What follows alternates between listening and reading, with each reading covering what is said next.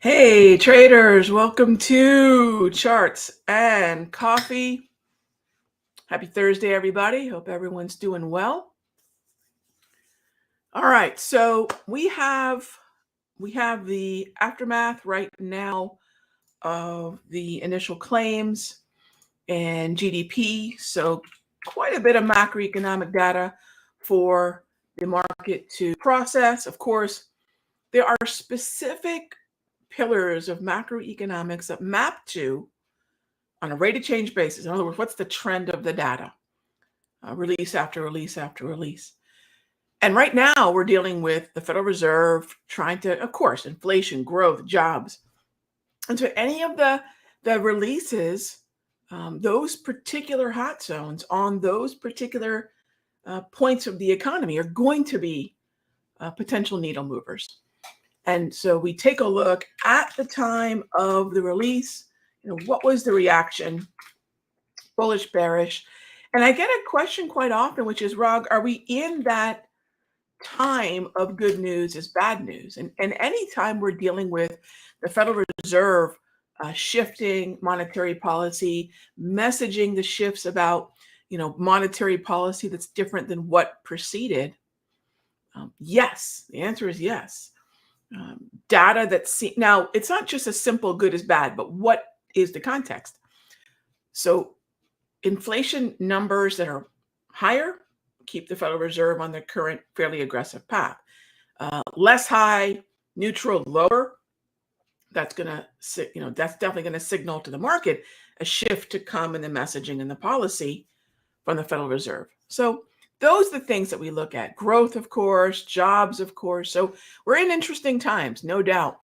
And in interesting times, as many of you know, and I talk about this every summer, because if it isn't just the general illiquidity, it's the volatility. It's the, are we in a downtrend or not? What kind of volatility are we dealing with? Is this risk appetite or risk aversion or what? And any kind of confusion is what leads to the lack of follow through. And as traders, our lifeblood is follow through. We get an idea, we buy or short at X, and we want to see the market then move off that level. So the easiest way to deal with the uncertainty is just demand from our trades and our setups and demand from the market less time in organization. And that's really what day trading is about. So as we go into June, that's a lot more of what I tend to do. And I'm pretty glad that that's where, the direction's pointing, because the confusion leads to better day trading, and the confusion leads to day trading being a better choice. So that's where I sit right now. There's still a good bit of organization in this market, though, gang. Let me just mention that there still are trends. Indices are still in a downtrend, and actually, take a look at the Dow here. It's correcting to the 21 propulsion. Take a look at the S&P here, still sitting around the 13. Take a look at the NASDAQ. It's the weakest by a landslide of these. Take a look at the long bond. Was in a downtrend, now it's in neutral.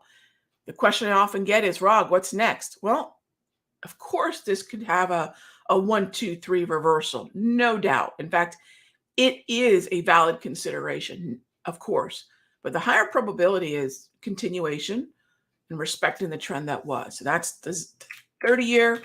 This is the 10-year. Same idea. The 10-year is a little bit more froggy. A lot of this, I believe, is coming from the timing aspect of the news from China. The China economic data has been, and really economic messaging has been lighting a fire under the 10-year. But there are certain trends, gang, that continue to look really solid. RBOB gasoline, natural gas. Yes, I do believe the US dollar is still something that's likely to continue to trend higher. It'll continue from this neutral pullback. So lots to like. But let's go ahead and jump into the question. First up is Silver Mamba, looking to buy puts on HYG, ITB, XHB. Yes.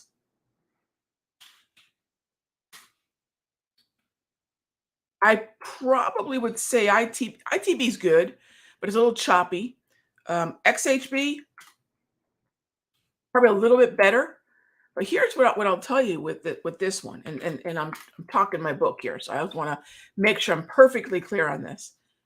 Um, DHI. So when you crack open the stocks that are within ITB XHB, you'll notice that there are some downtrends. I believe Lowe's is one of them. DHI is another. DHI is far more affordable. So you might want to go with a boat over the tide when you're looking at this. And another way to look at this is to consider, well, what is the tide doing? In this case, the tide would be, say, XHB or ITB, which is the home builders.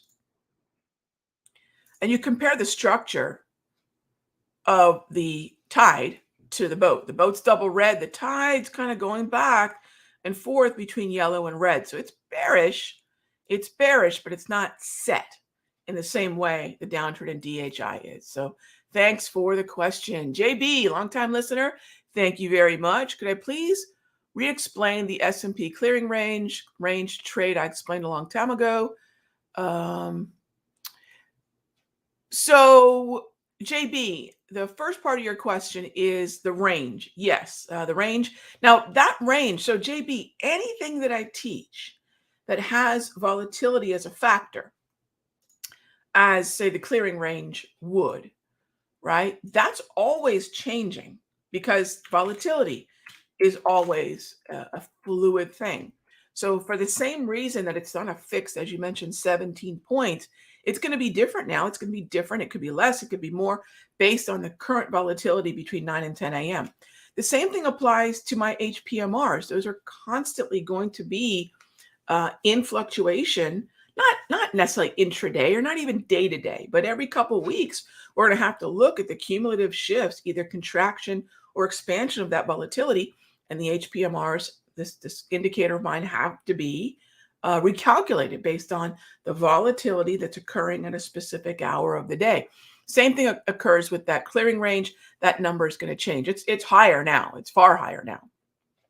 And then as far as the high-low range, yeah, I'm just looking for a breakout of the high to low range. And JB, I do this every morning with either the group in the Sector Secrets Mastery or the Futures Room if you ever want to watch me do it live. But yeah, then we're watching the high-low range. Now, it's not as simple as long above, short below. I mean, there's a lot of nuance that we can consider. What's the directional bias of the day, right? This line in the sand. Do I want to play a breach momentum or do I want to play a retreat? The retreat's less expensive by way of, if you want to play options, it's lower risk by way of the chasm between the entry and the stop. So there's little decisions like that to be made. But yes, it's pretty much a fairly mechanical setup. And we have an indicator that automates a lot of this process for us. So that's really what I'm looking at. And yes, the breach, to your point, your last point there, must trigger before 10:30. Correct. All right, next up, Michael, can I please explain how 10 and 30-year bond interest rates affect macro market direction? Well, the macroeconomic data is going to affect those, not necessarily the other way around. So traders my take on that is traders in the 10-year and in the 30-year are looking at, of course, where interest rates could, may be heading. Now, one way to visualize rates is to look at the TNX and see that the TNX has been in an uptrend. Now, this is the actual yield. So you'll notice this isn't an uptrend, but IEF or the ZN, which are the ETF and futures respectively of the 10-year note, they're in a downtrend. So yes, as the futures contract or the ETF go lower, the yields are actually going higher. So a lot of this is going to have to do with whether or not traders are compelled to be buying the notes, and buying the notes brings the yield down, or shorting the notes. They don't want them, or they want a short position in them, and then the yields go up. So those decisions are going to be made by messaging from the Federal Reserve. If you take a look at some of the messaging China has made about the Chinese economy lately, you will notice that's about the time that the 10-year got pretty froggy, up and green. And that's where the 10-year, much like the way the US dollar had to recalibrate, had to rediscount what it knew about Christine Lagarde and the ECB's plan with the euro and to come out of negative deposit rates. Those are all macroeconomic pillars that then map to the dollar or map to notes. So that's the way I look at it, Michael. I don't know that it's a right or wrong thing, but if expectations are for higher rates, dollar should continue in that bullish direction, and bonds and notes should continue in that bearish direction. So that's the correlation that I look at. All right. So thanks as always for the question. All right. Next up, let's take a look at the economic calendar because I think that's the next question. And let's take a look at the calendar. Yeah, let's do that right now. So today we have preliminary GDP, pending home sales at 10. Not that I'm overlooking that. We've got PCE tomorrow. So the question is, what are my thoughts? Well, William, my thoughts are always this. It's a hot zone. So my thought is it's going to be a high impact, high volatility scheduled economic event. I don't front run them. I don't try to position according to what I think they're going to be. I don't trade the event. So those are my thoughts. My thought is it's going to be a catalyst for volatility. That catalyst could propel my trades to their target. It could propel my trades to their stop loss, or it could propel price to levels that I want to engage the markets. We have a number of alerts right now that need a little bit of volatility to get reached. In other words, no trigger, no price trigger, no trade entry, right? No order entry. And ultimately, what we want to remember is that we can use the volatility. We don't want to try to put in ourselves in a situation where we have to predict it. So let the volatility be a part of the process, but let's not say, well, I think PCE is going to be this, so I'm going to put in a position to capitalize on that vol. It's tempting, right? I do the same thing with earnings. Don't guess at which way they're going to go. Just presume they're going to be a volatility event and try to take advantage of the move sort of after the volatility kicks in and see where it carries price and whether or not that level is useful. So thanks for the question. All right, moving on to BX. All right, BX. And I'm on the trading view charts today because I've been spending an awful lot of time on Thinkorswim. So I thought, you know what, let's give some trading view charts some love today. I do love these charts. They're great charts. So BX, double red. It's going a little bit more yellow. Is it a 1, 2, 3? Yeah, I would. So yes, I would consider 1, 2, 3. But here's the challenge for BX. So there's your 1, 2, 3 at the Darvis break. But here's a challenge right there. So yes, you could look at the breakout, but I had a similar issue on bonds and I think notes where, yeah, there's a 1, 2, 3, and I've got the prerequisite of the neutral market. If you're not familiar with the 1, 2, 3 pattern, you know, what you're really talking about, to think about it a little bit more fully, is you want an overall move lower, right? You want the pattern to start to develop. And then as the pattern's breaking out, you want the market to have shifted to more of a neutral environment. That's a 1, 2, 3. This is a Dow 1, 2, 3 pattern. This is a centuries old pattern. You can call it whatever you want, but I like to give credit where credit is due. This is a Dow 1, 2, 3. So yes, the requisite of the neutral market is there, but follow through is very much, especially for a question about where is resistance parked.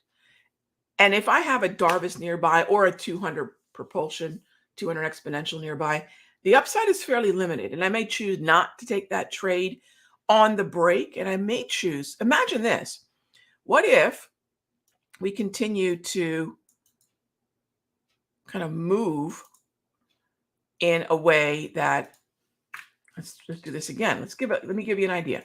So downtrend, 1, 2, 3 pattern. What if we just kind of continue to move like this, and then we retest a level, all the while that neutral market trend continues? It doesn't hurt to sometimes think about, well, let that neutral market continue, because what that neutral market does is it discourages bears and it encourages bulls. And there's a better, oftentimes, chance, not always, sometimes the 1, 2, 3 happens and it's gone. But especially with a 200 overhead, it won't hurt to see if the market can't collect itself and make another run at the break. So those are things I think about with a Dow 1, 2, 3. And yes, Mark, good eye. Just be careful about that 200 overhead. All right. Gordon asks, where do I go to learn all the indicators that work together to signal different levels of entry, agro, moderate, conservative? Gordon, you come to where I teach this each and every day. You can do a couple things, right? Of course, if you want to come join me at the Sector Secrets Mastery or in the Simpler Futures Room, hopefully that's an obvious thing for those of you that are not members and you dig the analysis and you want to know more about these tools and trades. Yeah, come join me at Sector Secrets. If you still just are in the learning process, you say, Rag, I'm not quite ready. That's cool too. Head on over to countdowntrader.com. Trish keeps an unbelievable blog there of my tools, my processes, and we have updates, consistent video and text updates over at countdowntrader.com. So Gordon, either come join the community over at Sector Secrets Mastery or Simpler Futures, or check out Countdown Trader. Either way, you won't be disappointed. All right, next up is Ray, who asks, jobless claims, basically the same, but people still feel pain at grocery store and gas pumps among other areas, and we are bullish, not falling for it. Yeah, I don't know, Ray. Here's what I'll tell you. When you say bullish, I don't know what you mean. We are bullish, but you bring up a point of the way in which data is processed. What's our opinion of this? We never want to presume the opinion. We, remember the good or bad, the hit or the miss, the higher or the lower number. We really want to let the market, and we want to react to it. We want to let the market decide. We're in a downtrend. So to your point, my expectation is still that the path of least resistance is lower. This is the daily time frame on the right side here. This is the 5-minute with my intraday tools on the left. I don't mind to be a bull intraday. I don't mind to just play the short-term windows of opportunity on a 5-minute time frame. But longer term, we have still a lot of bearishness. Yeah, no doubt. Still have a lot of bearishness. All right. So William asks, there are many inflation indices. I get confused about the impact. Well, there's two, CPI and PCE. That's what I look at the most. PCE is generally perceived to be sort of the pet inflation number of the FOMC, but watch them both. But CPI and PCE are the main ones you need to keep an eye on. All right.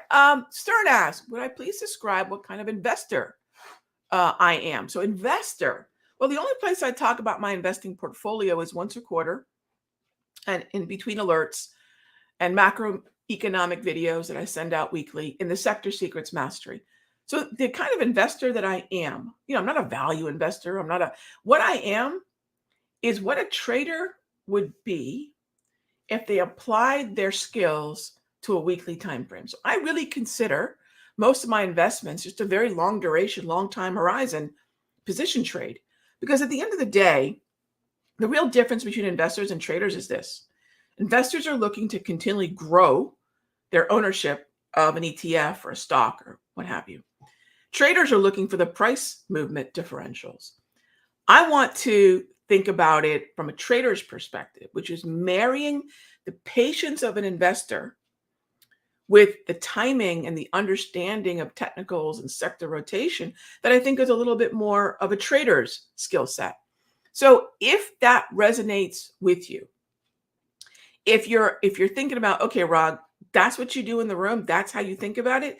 If what I just said resonates with you, that's exactly what we do in the mastery. So I take what I am as a trader and I apply the patience and really some of the portfolio type construction management of an investor, but it's really a hybrid. It's really a hybrid approach, and it's a little bit more active. It's not set it and forget it. So if that resonates, that little brief explainer resonates with you, that is what I do. And yes, we day trade in the Sector Secrets Mastery. The core of it, of course, is the daily time frame swing trades. And now we've gone to the longer term time horizon because, look, I think the members really want that full approach. They want to say, okay, Rog, how do I handle intraday? How do I take advantage of the core of what I want to do, which is daily time frame trend following? But then how do I also take what I'm learning and apply it to my longer term portfolios? So I'm here to just share with everybody the way that I process it. And that's hopefully gives you a glimpse of the way the gears in this brain turn. So thank you for the question. And as always, gang, thank you for being here for Charts and Coffee. Boy, that 20 minutes goes quick. I'm going to go hop into the futures room for some day trading this morning. And I will see all of you, hopefully, tomorrow, not only for Charts and Coffee between 9 and 9:20 Eastern, but also for our big Simpler Circle event. So if you are a member, you're probably going to get to meet some traders here at Simpler that you may not always have a chance to sit in on their sessions. And if you're not a member, come check it out. Come see what we're doing. And you get a great cross section of what it is that we do here as traders at Simpler. So really excited for that. So as always, though, I'll see you all for Charts and Coffee tomorrow. Caffeinate and dominate, gang. Be good to each other.